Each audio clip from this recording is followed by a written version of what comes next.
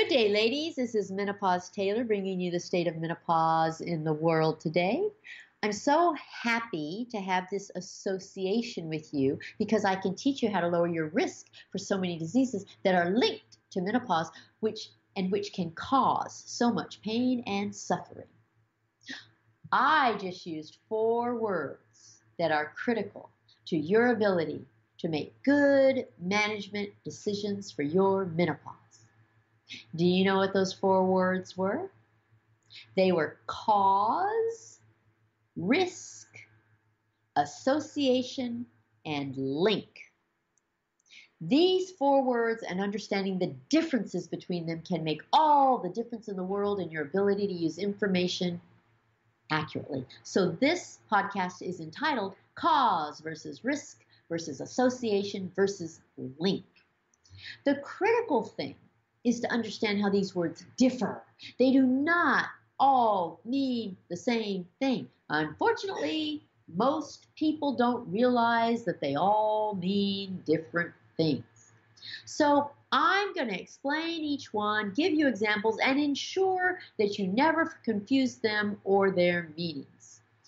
And if you've ever used these words or even heard these words, you really need to listen to this podcast because you'll probably never use or interpret them the same way again. So I'll go through each of these words one by one, and then I'll compare and contrast them so that you can see their differences. The first word is cause. The word cause means that something sets the stage for a specific outcome and results directly in that outcome. So if A causes B, then A starts the process. It is the very reason that B comes about. In other words, if it takes a long time for A to cause B, then you can't blame A for causing B if you were exposed to A for only a short time before getting B. This is one of the most common misunderstandings of the word cause. Additionally, the more A you have, the more likely you will end up with B. And the higher the dosage of A you take, the more severe B should be. So the word cause is very, very specific. It is not a word you should use lightly. So let's look at some examples. If I take a pair of scissors and I cut my hair, did the scissors cause my hair to become shorter? Well, of course they did. If I hadn't cut my hair with the scissors, my hair would not be shorter. So the scissors caused my shorter hair. Now, what if I put some conditioner in my hair and my hair curls? Did the conditioner cause my hair to curl? Or might it be that my hair is curly due to genetics? Could it be that the conditioner simply revealed the curl that was inherent in my hair even before I applied the conditioner? The application of conditioner and the realization that my hair is curly could be coincidental. Do you see how easy it is to assume that something is the cause when in fact it's merely a coincidence? See, we tend to attribute cause much too quickly. Okay, so that brings me now to the other terms that we're going to dissect today. What usually happens is that we use the word cause when we should be using one of the other 3 words, which are risk, association, and link. So let's address those words and determine how they differ from the word cause. The second word is risk. Now, if you ask me, this is the most important word of all. The word risk means the chance of occurrence or the chance of danger. Risk assesses how likely you are to get a disease. One of the things I do in this menopause education is that for each and every disease, associated with menopause is I give you a list of risk factors that make it more likely that you will get a particular disease. For every single disease, I give you the whole list of all the risk factors that can contribute to that disease. And one of the most important things for you to understand with this education is that for almost every disease, there is more than one thing that can cause it. In other words, there are many things that act together to cause most diseases, and they're called risk factors. So if there are 5 different risk factors for a disease and you have 4 of them, you are very likely to get that disease. But if there are 5 risk factors and you only have 1 of them, you're a lot less likely to get that disease. Knowing the risk factors for each disease is very powerful. Some risk factors are more prominent than others. And it's very important to know how significant each risk factor is, because it gives you so much more control over reducing your chances of getting a disease. So let's use an example. If the list of risk factors that cause disease Z include A, B, C, D, and E, and you only have A, you may not be at high risk of getting that disease. Or you may have all or most of the risk factors and still not get that disease. For example, 3 of the risk factors for osteoporosis are being thin, being white, and being blonde. But that doesn't mean that all thin, white, blonde women will have osteoporosis. And there are many more risk factors for osteoporosis than just those 3. Most of the time, a list of risk factors includes some things over which you have complete control, as well as some things over which you have no control. For instance, many diseases have risk factors that pertain to your age, your race, nationality, or ethnicity, your family history, and your previous medical problems. You have no control over those things. But most diseases also have a bunch of risk factors over which you have complete control, like your diet, your exercise, your habits like smoking, drinking alcohol, coffee, soft drinks, and your weight. Some diseases have risk factors over which you once had control, but now it's just too late. You're too old. These include things like how many pregnancies you've had, how old you were when you had your first pregnancy. Both breast cancer and ovarian cancer have risk factors like this. And it's important to understand how the risk factor comes into play.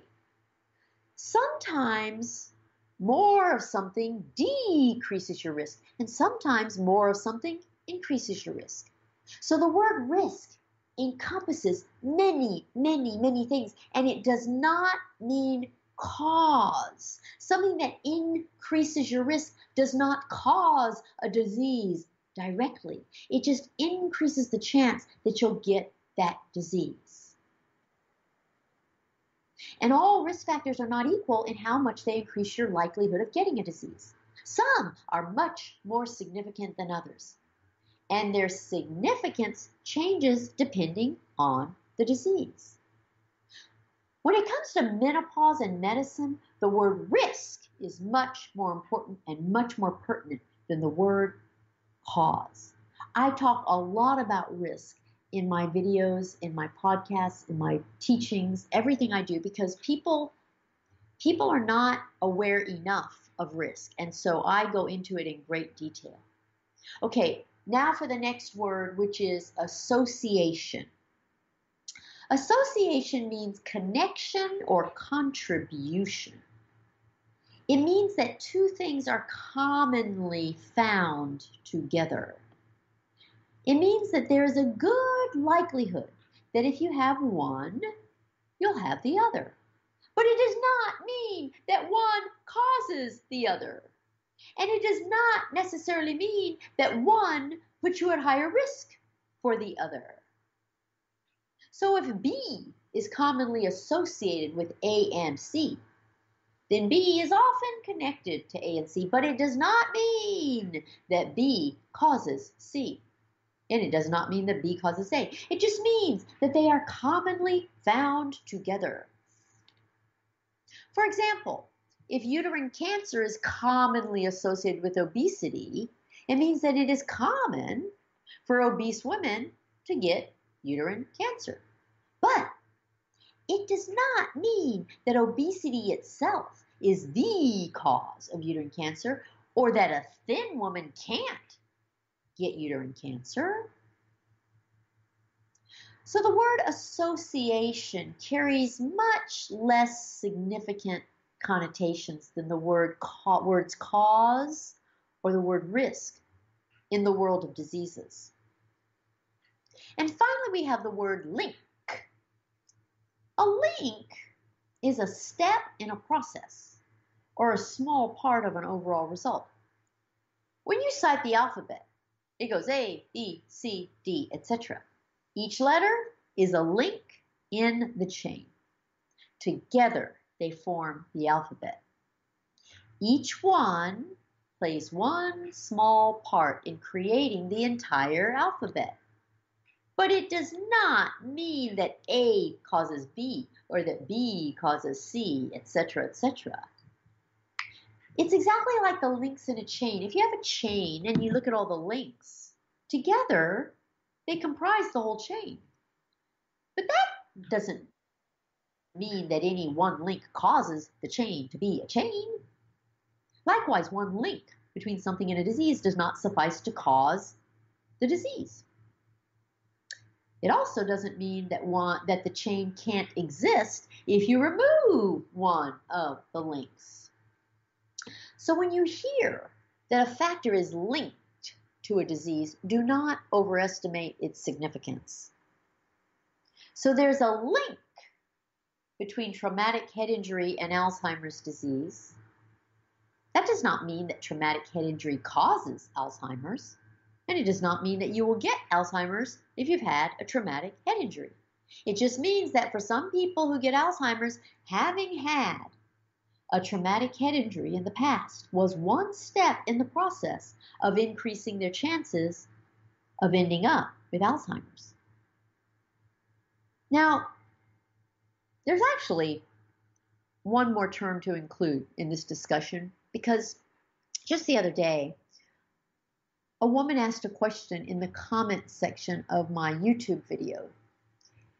And she asked if progesterone leads to breast cancer. Well, you know how I am. I'm very precise. I like accuracy, and I'm not one to give you a knee-jerk answer about anything. So I responded with, what do you mean by leads to? And then I proceeded to delineate some of these differences in terms. And that's really actually what made me realize I needed to do this podcast.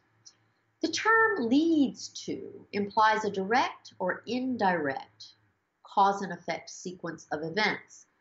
It means that in the sequence of A, B, C, A causes B and B causes C. It doesn't take into account other factors. It's kind of got a mathematical ring to it. This plus this equals that. And most things just aren't that simple. Leads to really isn't a term that has a place in anything pertaining to medicine or menopause because it's just too vague.